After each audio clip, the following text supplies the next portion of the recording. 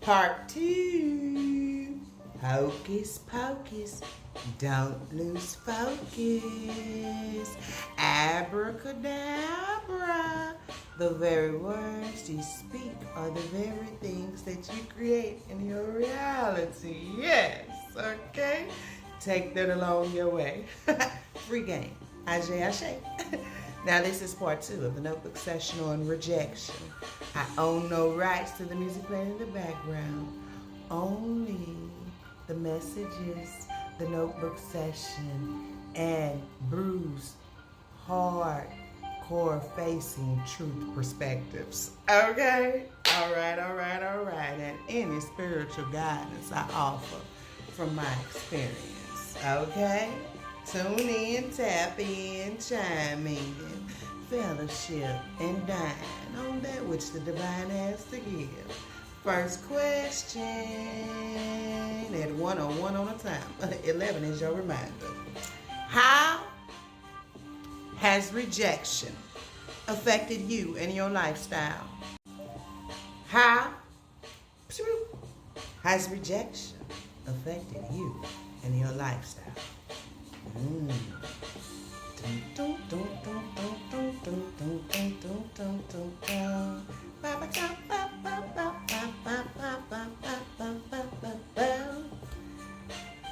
Music is beautiful. Music is healing.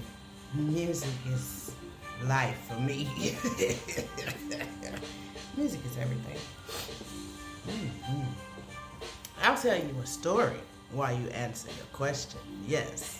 So, one of my things when I faced rejection as a youngster, as a tot, as an adolescent, as a toddler, I would go sit in front of the TV and watch my mother, Josephine Baker, dance and sing and smile and take care of those rainbow children. And I would imagine that I was one of the rainbow children, and she was my mother, of course, because she's really not in reality, but in my imagination she was. And whenever I was faced with rejection, I don't care who it came from, whether it was mom, dad, sister, brother, family, friend, whatever it was, I don't care, even if it was from self, because in rejection, what you do, if you don't deal with it, you will start to reject yourself, your authentic being, who you are, who makes you happy, what brings you joy, because you're going to dim yourself to bring them joy. No.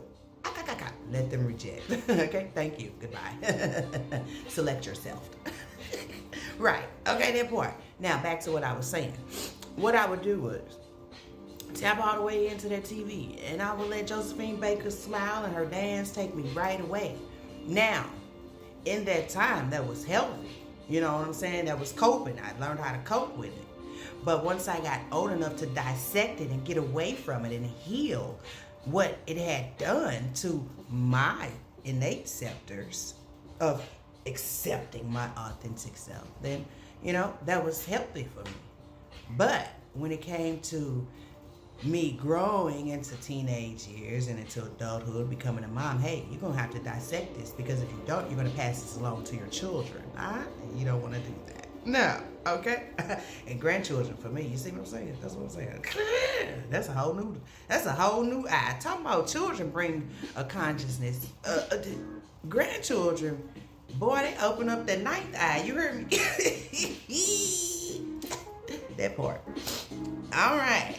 So, the second part of that question is, do you recall your very first rejection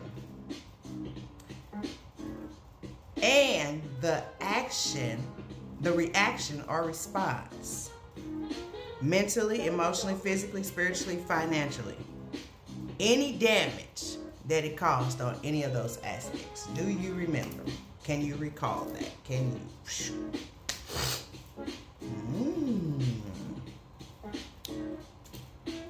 Your reaction and response lets you know how traumatizing this or these encounters were or are.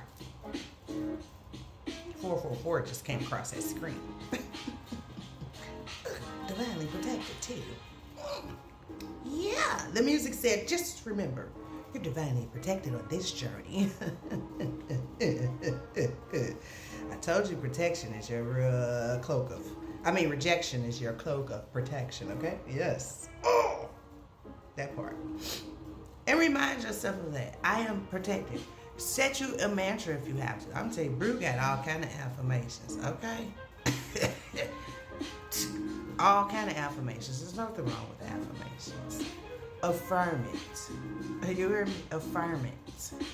Because what you're doing is you're speaking to every cell in your body, and you're speaking to your memory to receive that which you speak over you. And then you allow yourself to walk in it, live in it, know in it, do in it, love in it. And I can tell you, investing in what you love that brings that joy, that adds to your happiness, oh yeah, will definitely create more. And I mean more, infinite. Okay, all right. Yeah. If you responded in rage or hate, any form of escapism that altered your intuition and intentions, I invite you to take a journey into thine very own innate sacred pool. I had to, and it was the greatest thing I ever did for myself and my legacy. Heal the attempted, and I want you to get this, you're the dean, confirmation, the attempted simulation of rejection, because that's all it was, okay? That rejection or rejections was your greatest form of divine protection.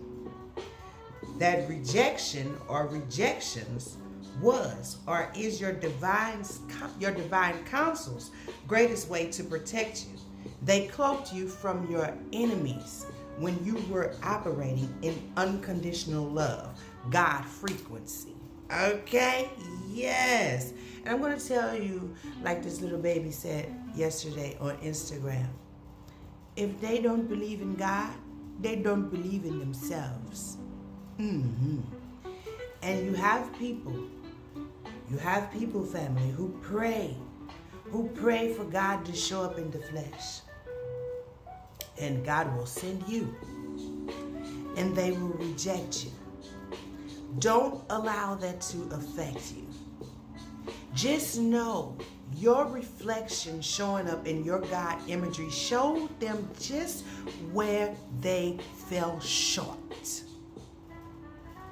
Whether it be mentally, emotionally, physically, spiritually, financially, whatever it is, your reflection of your God imagery showing up showed them exactly how fucked up they are in whatever aspect it is. Okay? All right. Keep on being who you are.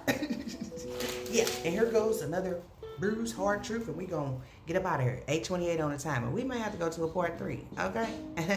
Yeah. Trinity.